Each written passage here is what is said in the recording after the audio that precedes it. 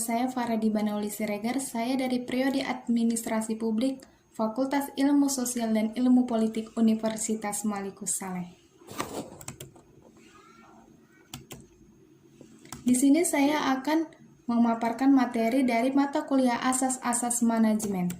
Materi yang akan saya sampaikan yaitu pengambilan keputusan. Kemungkinan teman-teman ada yang bertanya, apa hubungan pengambilan keputusan dengan manajemen? Yaitu pengambilan keputusan sangat dibutuhkan sebagai salah satu pemecahan masalah dalam kegiatan manajemen. Hal ini diharapkan dapat membantu kegiatan-kegiatan organisasi dalam mencapai tujuan organisasinya.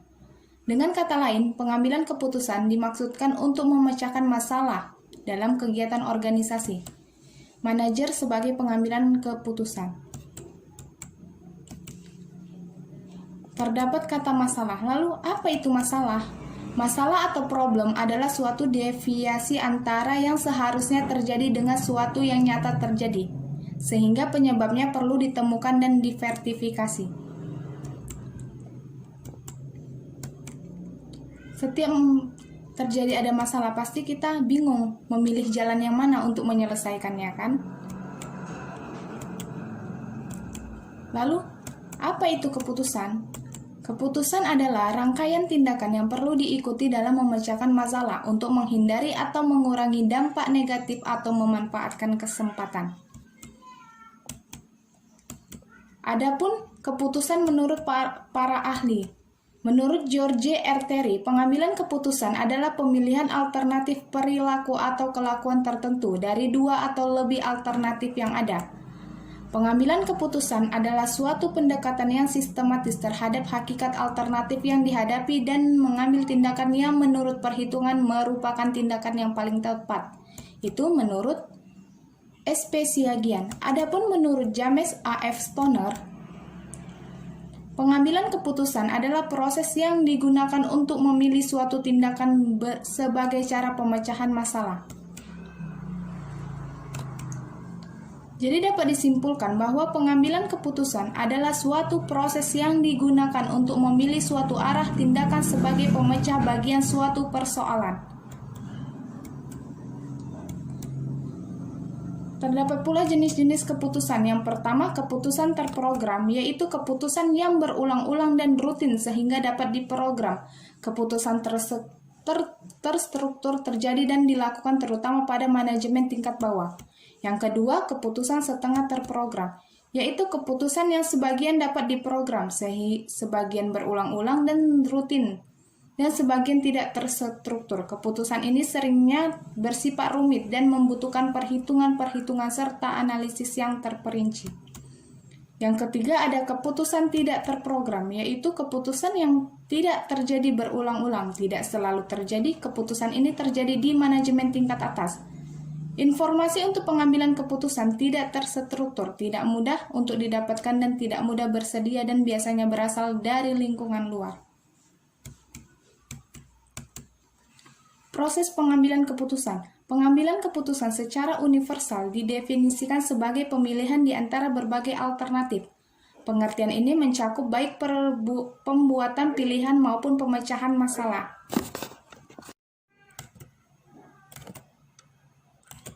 Adapun tahapan proses pengambilan keputusan, yang pertama adalah intelligence, yaitu proses penelusuran dan pendeteksian dari lingkup problematika serta proses pengenalan masalah.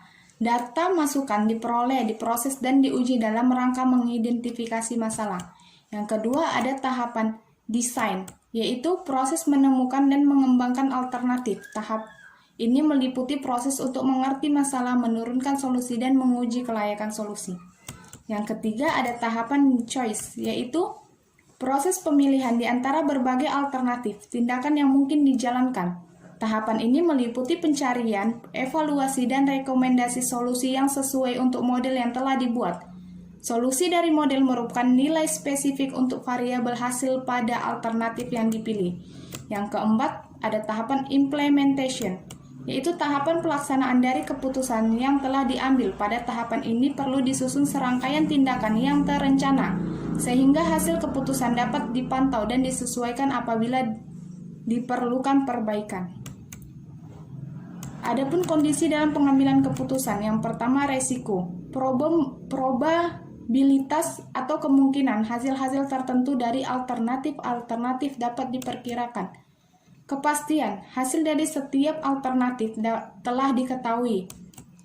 Ketidakpastian, hasil alternatif tidak dapat diperkirakan atau tidak pasti.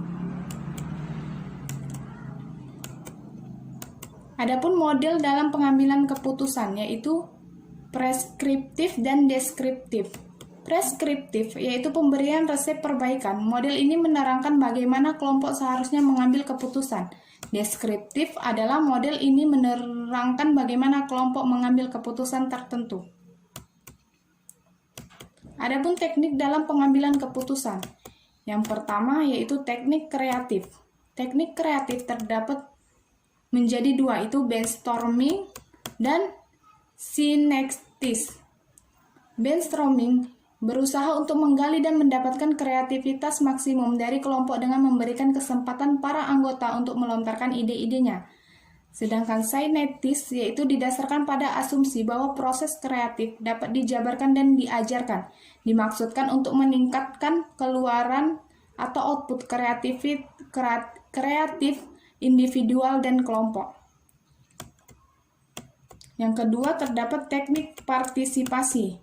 Teknik partisipasi yaitu individu-individu atau kelompok dilibatkan dalam proses pengambilan keputusan.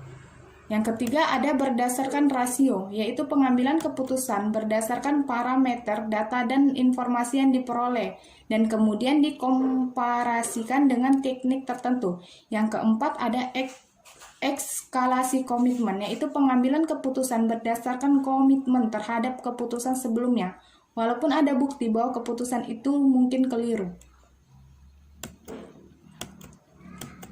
Adapun faktor yang mempengaruhi pengambilan keputusan, yang pertama, trial dan error, atau bisa disebut coba dan salah. Yang kedua, intuisi atau naluri, atau bisa disebut bisikan hati. Trial dan error, cara ini merupakan metode yang paling rendah tingkatnya, dilakukan oleh orang yang belum pernah mengalami atau mengenal dan belum tahu sama sekali. Dalam keperawatan ini sangat berbahaya dan tidak boleh dilakukan. Contohnya ada klien panas. Dicoba diurut, dicoba diberi makan, dicoba ditiup, tidak berhasil, dicoba diberi minum, dibuka baju, diberi kompres sampai berhasil panasnya turun dan lain-lain. Yang kedua, intuisi atau naluri atau bisa disebut bisikan hati. Penyelesaian dengan cara ini kurang dianjurkan dalam metode ilmiah karena tidak mempunyai dasar ilmiah.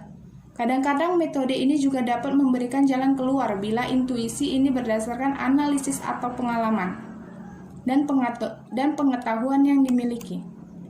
Yang ketiga ada nursing proses atau proses keperawatan, yaitu suatu langkah penyelesaian masalah yang sistematis dan didukung oleh rasionalisasi secara ilmiah meliputi pengkajian, perencanaan, implementasi, dan evaluasi yang merupakan suatu siklus untuk mengatasi masalah yang terjadi pada klien.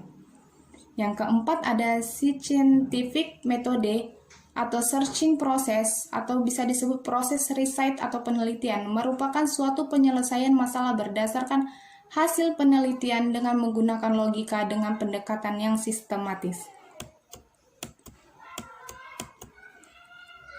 Kemungkinan teman-teman ada yang bertanya, mengapa manajer mengambil keputusan yang salah? Kemungkinan ada yang bertanya seperti itu.